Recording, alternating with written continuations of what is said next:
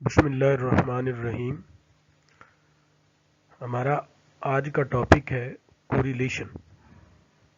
बड़ा आसान सा लफ्ज़ है रिलेशन से कोरिलेशन।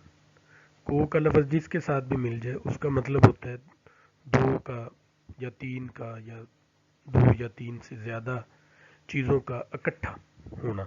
ये को जैसे को एजुकेशन होता है, को करिकुलम होता है। चलें जी, सबसे पहले डेफिनेशन है कोरिलेशन की।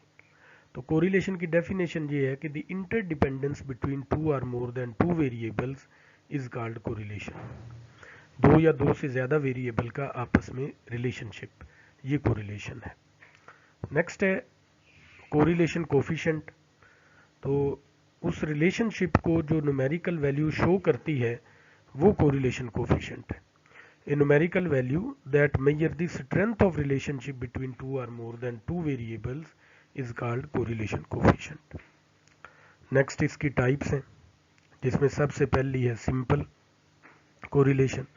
तो दो वेरिएबल का आपस में जो रिलेशनशिप है वो सिंपल कोरिलेशन है। थर्ड पे मल्टीपल है और नेक्स्ट है पार्शियल कोरिलेशन। यानी सिंपल कोरिलेशन का मतलब है दो वेरिएबल का होना, दो वेरिएबल का आपस में जो कोरिलेशन है वो सिंपल है। मल्टीपल और पार्शियल दोनों में दो से ज़्यादा वेरिएबल्स होते हैं। मल्टीपल में भी दो से ज़्यादा वेरिएबल्स हैं, पार्शियल कोरिलेशन में भी दो से ज़्यादा वेरिएबल्स हैं।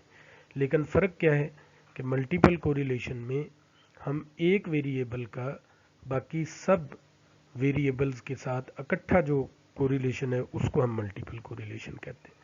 लेकिन पार्शियल में क्या होता है कि एक वेरिएबल का दूसरे वेरिएबल के साथ कोरिलेशन, जबकि बाकी तमाम वेरिएबल्स को के इफेक्ट को इग्नोर करते हुए। ये मल्टीपल और पार्शियल कोरिलेशन में फ़र्क है।